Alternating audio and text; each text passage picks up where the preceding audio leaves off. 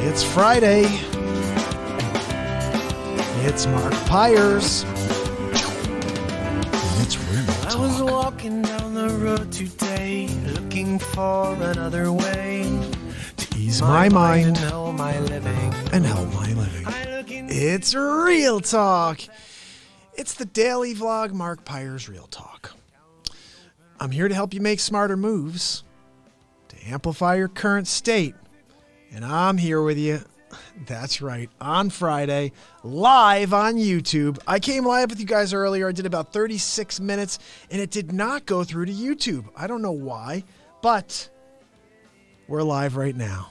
I think I got it all back on track. And tonight, just so you know, I will be live at 10:30 to put on a full show on my invention, the BeatSeat. So make sure you subscribe and ding that bell. That's my new thing. I have to make sure I say it at the beginning of every show so you guys know that I'm here with you. So who am I? What am I doing? What's the concept here? My name is Mark Pyers. I've been live every single day since December 31st. For the first 320, well, today's day 326, but for the first 318 days, I was live on Instagram and Facebook on a daily basis. Actually, to correct myself even further, the first couple weeks of Real Talk, I was live on YouTube as well.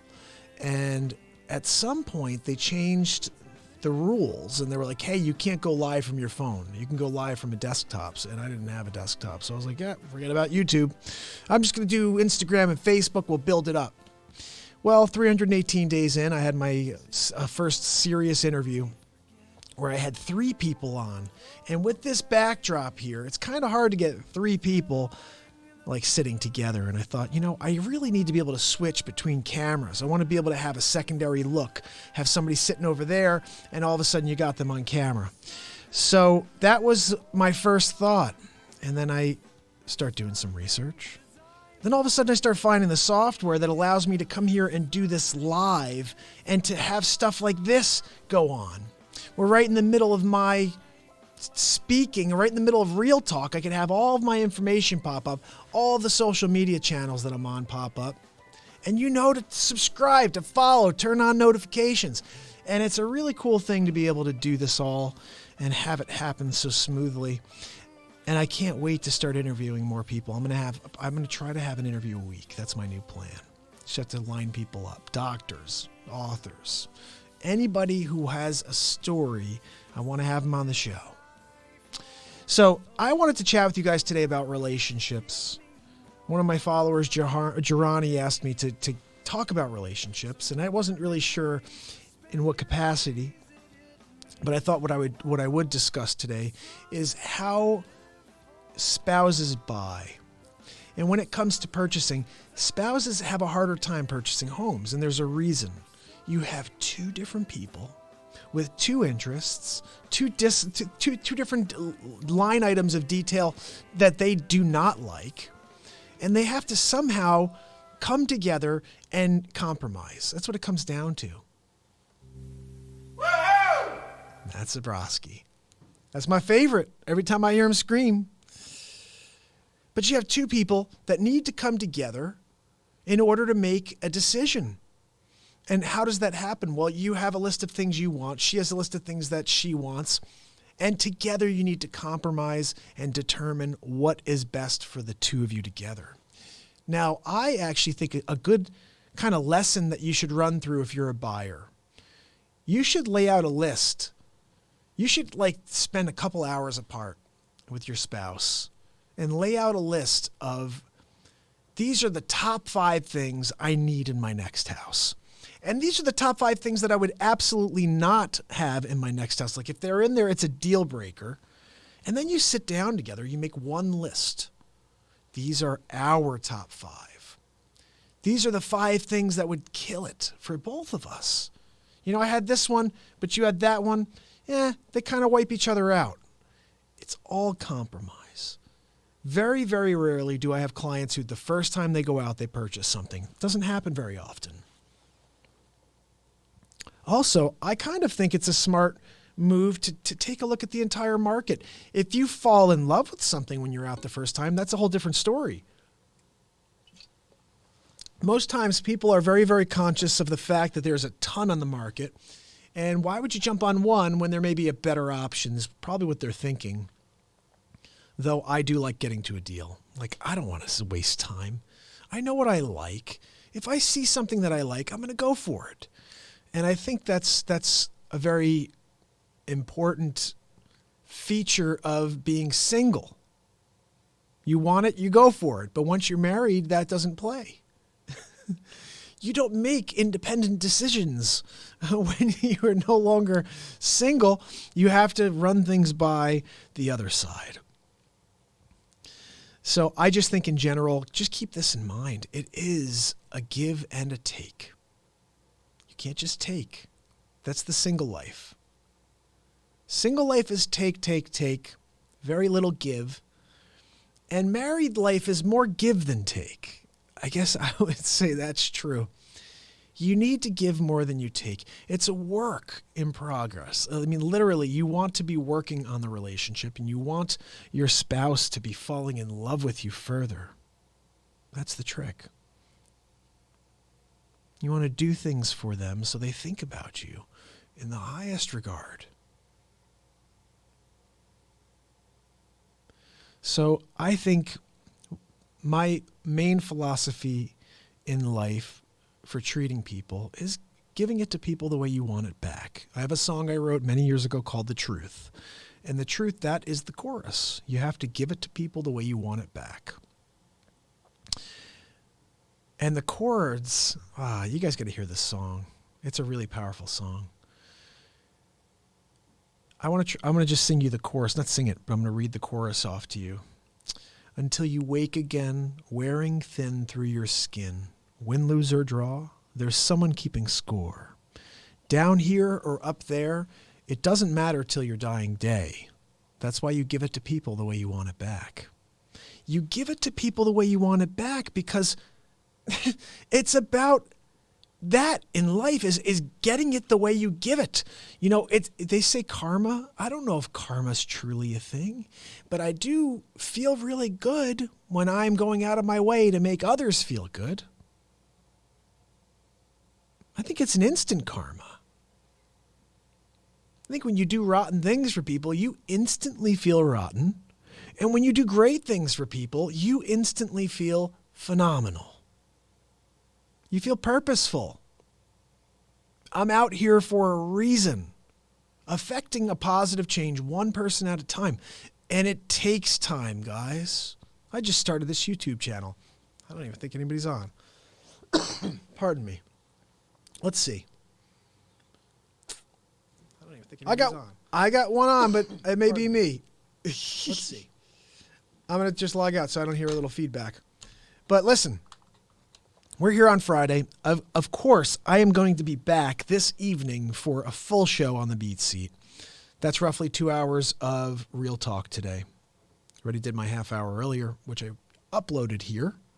I had to upload it. It did not go live for some reason, but I uploaded it. It was such a good 36 minutes, guys. I'm kind of, kicking myself that I had to come back and go live again because I hope people watch that 36 minutes. It was really good. No, I don't know. People aren't going to watch for 36 minutes, but this is real talk, unscripted, letting the universe come through, energy and all, and you cannot get in the way, and you can't control how long it's going to be.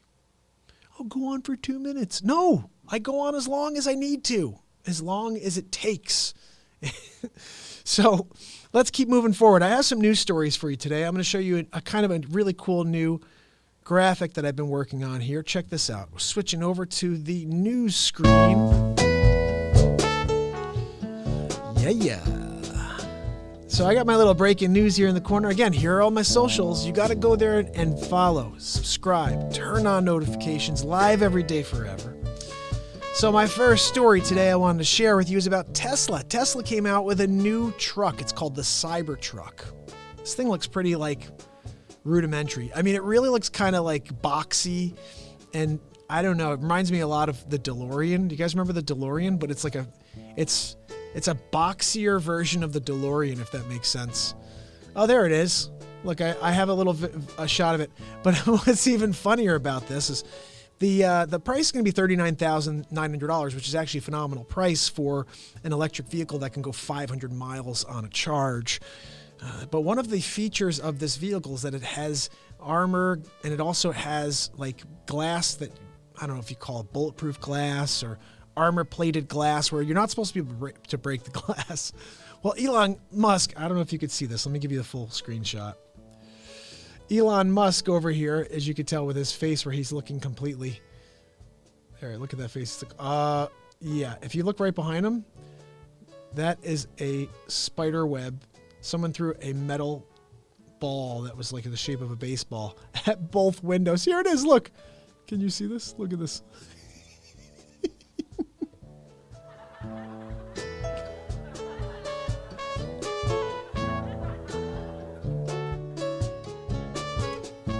Can you believe that? Oh my goodness.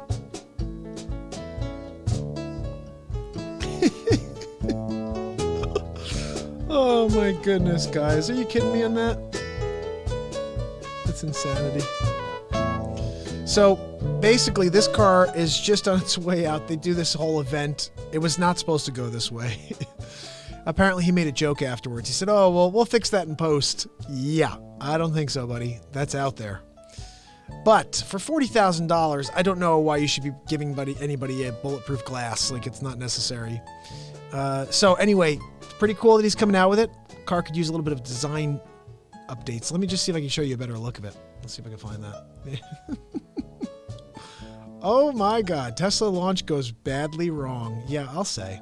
His face says it all right there. I don't know if you can see that. Let me give you the full screen. Can you see that? Oh, man. Well, you know what? Listen, it can't always go right, buddy. It can't always go right for you. So let's move on to our next story right here. Well, were other humans the first victims of the sixth mass extinction?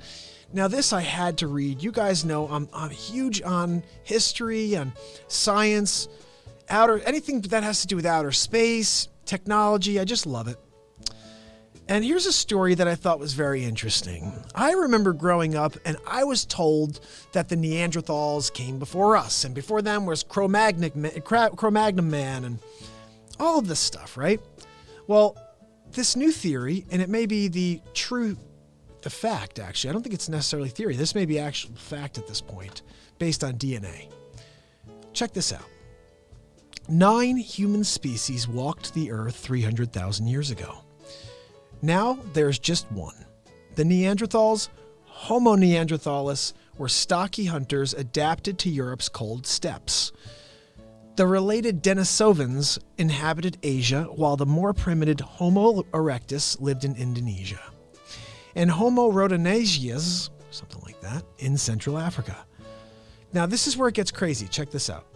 Several short, small-brained species survived alongside them. Homo naledi in South Africa, Homo luzonensis. Well, listen, I'm going to get forward to the next one. And then the mysterious red deer cave people in China. Who are the red deer cave people? That's what I want to know. There is a link. We're going to click on that in a second. Just remind me. Someone remind me. Hold on. I don't know if I have any chat capabilities here, but someone's got to remind me that we're going to look at who that red deer cave people are. Now, I want to tell you guys real quick while we're doing this. Last night's event was really cool. Okay, we're going to get to that. I want to make sure we get to both those things. But the red deer cave people, that's a big deal right there. We have to figure out what the hell that is. By 10,000 years ago, they were all gone. So here's the question. Where did they all go? 9 human species, all coexisting, and then 10,000 years ago, they're all gone. So they say that the disappearance of these other species resembles a mass extinction, but there's no obvious environmental catastrophe, volcanic eruptions, climate change, asteroid impact driving it. So instead, the extinctions suggest that perhaps it's the evolution of a new species 260 to 350,000 years ago in southern Africa, Homo sapiens, us. So the theory is that we killed off these other 8 human races. And that's kind of a sad thing. And it even said that at the very bottom here. It says, today we look up at the stars and wonder if we're all alone in the universe. In fantasy and science fiction, we wonder what it might be like to meet other intelligent species like us, but not us. It's profoundly sad to think that we once did, and now, because of it, they're gone. It's a sad thing. It would be nice.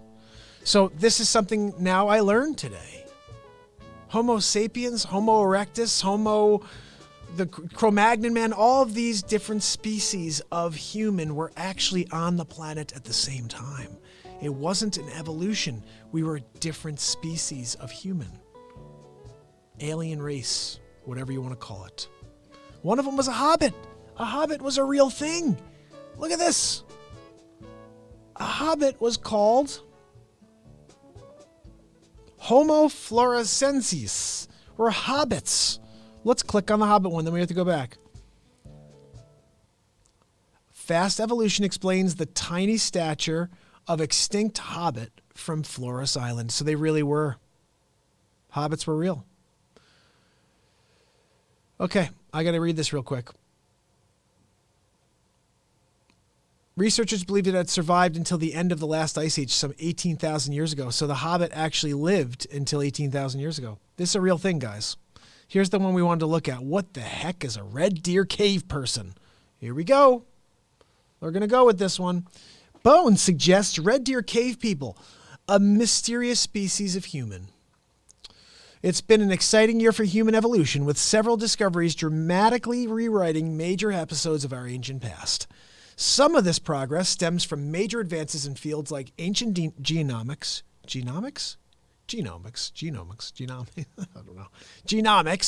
while much has resulted from new fossil and archaeological discoveries made in Africa and China. What's interested me the most has been the discovery of archaic humans living in northern China until perhaps 70,000 years ago, and the oldest anatomically modern humans in the region appearing at least 80,000 years ago. This is because they fall squarely within my own area of research. Now, this is somebody's research. In 2012, we announced the discovery of the red deer cave people in southwest China, a mysterious human group we identified from cranial and jaw bones and teeth from 2 cave sites located in southwest China. Today, a team I co-lead with Professor Xi Jinping, I don't know how to say that one, guys, of the Yunnan Institute of Cultural Relics and Archaeology, and involving, guys, this is going nowhere. Bottom line is it was a long time ago, but this is a real thing. Real. Red deer cave people. They're real. All right, so let's move on to our next story here.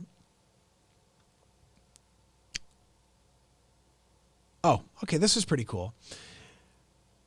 So on Sunday evening, the 2 brightest planets in the night sky will appear very close to each other in a nearly annual astronomical event known as conjunction. People that step outside after sunset on Sunday and look to the north to the southwest will see Venus and Jupiter right next to each other. This event is easy to spot, making it a great one for young stargazers to view. And this year's conjunction will be a treat since it falls early enough on a school night. The 2 planets will shine brightly side by side for an hour and a half after sunset, which will occur around 4:30 p.m. along the East Coast. So about 5:30, you're talking about 6 o'clock on Sunday, you can get outside with your children and take a look at the night sky, southwest in the sky, and you could take a look at Jupiter and Venus. You know, I always remember seeing the 2 of them together. It's a very cool thing. Every year I'm always like, what 2 planets are those that are right next to each other? It's Jupiter and Venus. I didn't know which 2 they were, but those are the 2. So let's move forward. Our next story. This is kind of a crazy one here, and I don't know why this is on, but do you guys remember this girl from American Idol? I remember. I didn't watch. There we go. Antonella Barba. Let's see what the story says.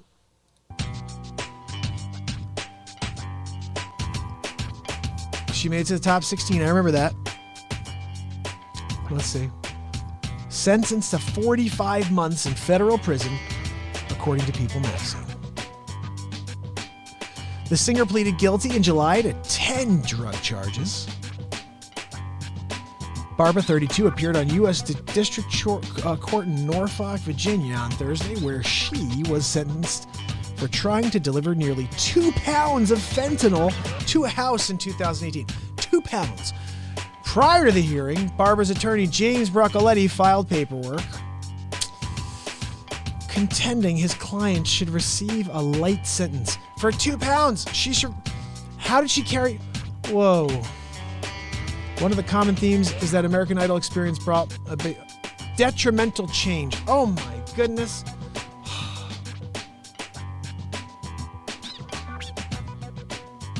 She faced a maximum of life, so I got to tell you, she's lucky she's not going to prison for life. And you carrying around 2 pounds and they're going to give you a light sentence? You should have carried around something lighter than 2 pounds. But 45 months, I think that's what they were asking for, right? Or were they? How many months did they say they were asking for? I got to go back and see that because I thought it said 45 months. That's what she got. Did it say 45 months? How many? Wait, so 12 months. Is that 4 years? It's like a little less than 4 years. How do you give her a little less than 4 years for carrying 2 pounds of fentanyl? And that's what people like. Prince died from fentanyl. Unbelievable. You get the music going for the news section, guys. Come on. What are we doing here? There we go. We got to get our news graphics going here. So we're moving on to a little other set. What other story do we have here? I didn't have anything else? I guess that was it, guys. I guess that was it for the storyline. Eddie Murphy to receive a Career Achievement Award from the Critics' Choice Association. That I just saw come across the screen for some reason. Anyway, let me get back to it. There's nothing else for us here on that. So, I guess we got through the news. We got through our second version of Real Talk for the day, even though the first one did not go live to you. And I want you to keep in mind that this evening I will be live at 10:30. So 5 hours from now, live on my invention, the BeatSeat, we'll be rocking out. I'm going to be improvising songs, live looping. This is the type of stuff.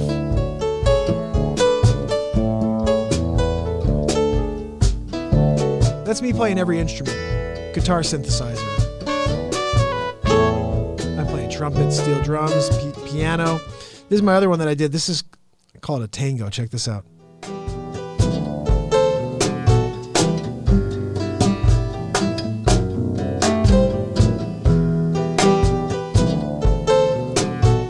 Real time, this came out of me.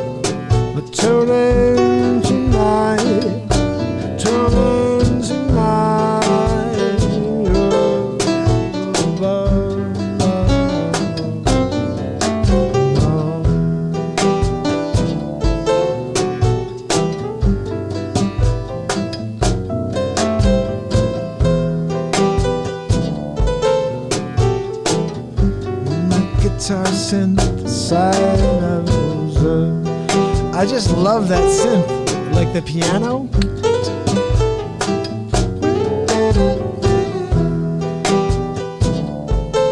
All right, that's enough. I just gotta get into things, guys. This is real talk. Oh, there's my trumpet. I mean, we get kind of crazy, you know? But when we get going on real talk, you just never know what's going to happen. I may just start singing in the middle of a instrumental track, just making up lyrics, real talk lyrics. Is anybody even watching? I don't think anybody's even on, so it's okay for me to do crazy things like this. But that's me, guys. If this is your first time tuning in, let me get some trumpet going. Ready?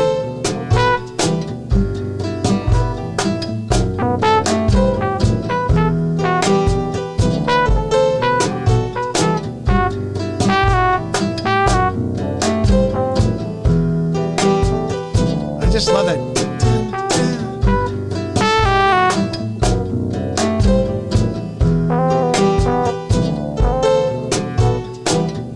I just want to like dance to this all night.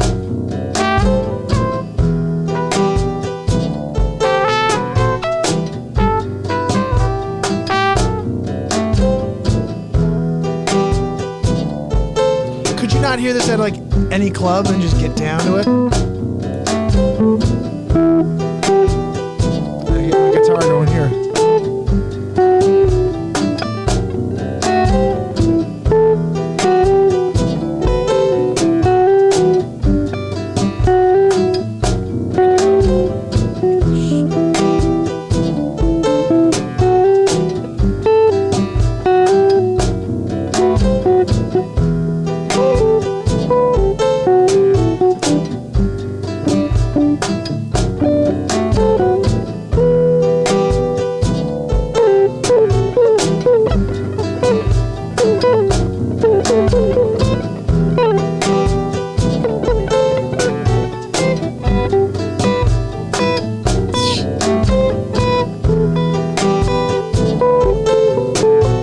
I'm sorry, I'm so impressed with what I came up with. This was all live, guys. When this comes out of me.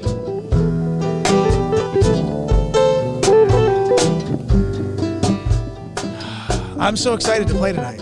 Can't you tell? I'm gonna get down.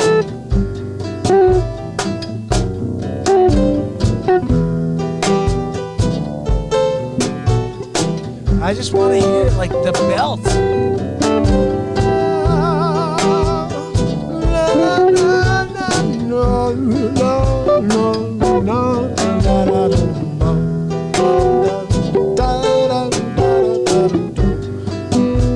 I can hear a symphony to this, guys. Seriously.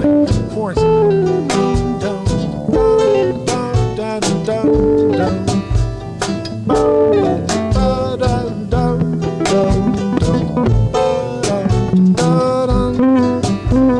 I gotta write a symphony to this. Guys, woof. Is anybody else feeling that, or is it just me? You guys can hear the BeatSeat in there, right? My BeatSeat. It sounds like a drum kit. You hear that? That's not a drum kit. That's my invention in the background. Listen to this.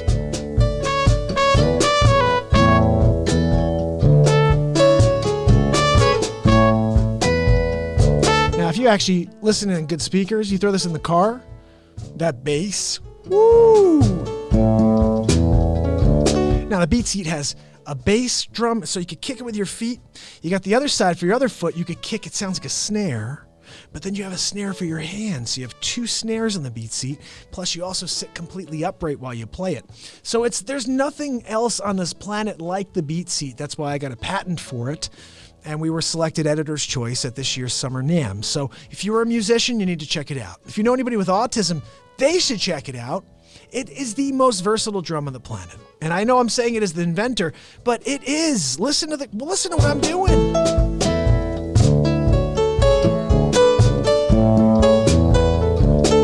You know, hold on a second. I think I got to show you guys something here. I mean, we're on, right? I'm showing you something over here because we're on YouTube and I can let it roll. And I think you guys are cool with letting it fly, right? Okay, ready? Check this out. Let's see if I can find this. Let's just type in Mark Pyers here. All right, we're going to rock something here. Ready? Let's see if I can find... Oh, it says I'm live right now. That's cool. I'm looking for the BeatSeat. Hold on one second. Sorry. Bear with me, guys. You're going to like this.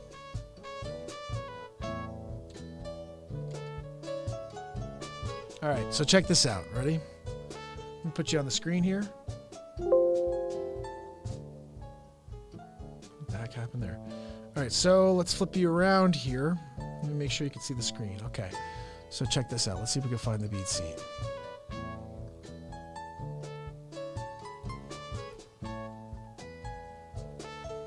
All right, here we go.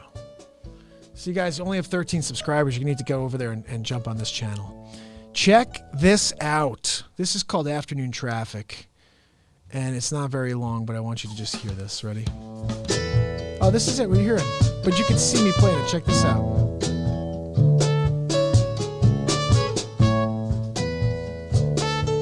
That's me dancing. You can see I get into this. Let's see how it started. You see what I'm doing? I'm kicking one side for bass. Other side for snare. Boom, snap, boom, snap. Now I'm on to rocking. Now I'm adding the bass line. I'm adding that bass line. This is what I'm going to be doing for you guys tonight. I hope you're tuning in.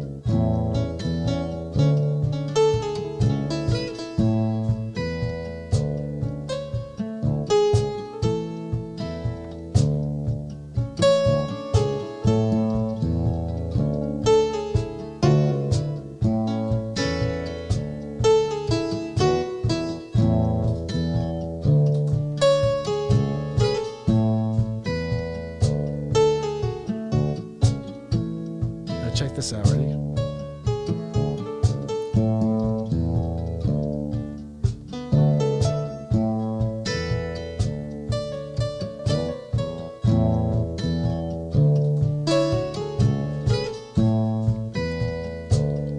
How about a little steel drums? Oh no, a trumpet.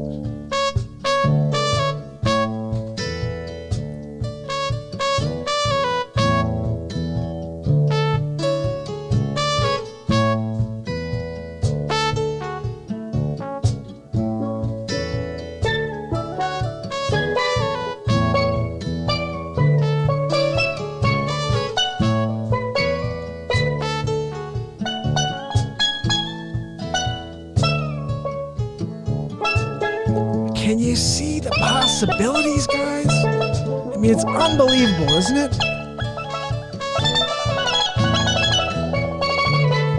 This is what I'll be doing tonight on the BeatSeat. You just need to tune in.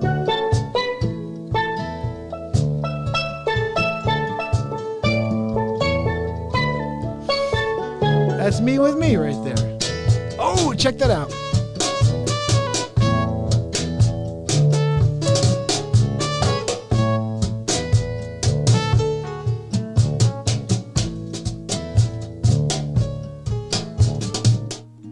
So see, I just want you guys to totally understand what you're dealing with there. It is the most versatile drum. You see, I'm playing it with sticks. You can play it with brushes. You can play it with just your hands. But it's been really, let me shut this off here. It's been so much fun playing this thing every single weekend for you guys since I started this show on December 31st. And we've just been dropping some serious content since the beginning, guys. If you have not followed me on Instagram yet, head over to Instagram. Head over to Facebook. Follow Mark Pyers over there. Mark Pyers Real Talk page over there as well. And I'll be back every single day for the rest of my life. This is my goal, is to come out here every day and leave a message. I'm unscripted, but I know I'm going to come out here and just bring some positivity, motivation, and passion for you. And hopefully you can take it into your day. I have a philosophy that if I can give you some light and you give it to the next person, we've just made some real change. And this world needs it. There's so much negativity out there right now. I don't know what to do. The only thing I can do is just try to make a change myself. That's why I come out here every day. Can't watch the TV anymore. I shut it off on December 31st. The only show I'll watch is The Curse of Oak Island. If anybody likes that show, shout out. Greatest show ever. Love those guys. And that's the extent of television for me. I'll watch the Yankees. I'll watch the Giants. I'll watch a sporting event if it happens to be on, but I'm not going to go seek it out. I'm not going to turn on TV and watch a movie. I definitely am not going to turn on any network television. And I will be the source of positivity myself here on YouTube every single day, forever going forward. And we're starting here with an hour, whatever, 2 hours. But as soon as I could hire a crew to follow me around, I'm live all the time. That's it. It's a wrap. Get someone to edit the footage. I'm done with that. So I'll see you guys later. 10:30. Make sure you ding that bell. Get notified later. I'll be back. It's Mark Pyers.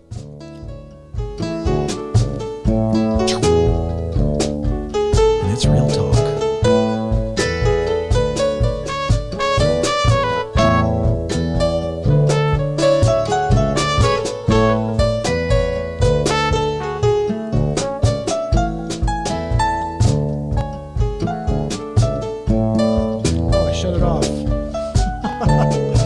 Now I gotta go through it again, guys. By the way, I'm working on a podcast for you. I'll get that out sometime today.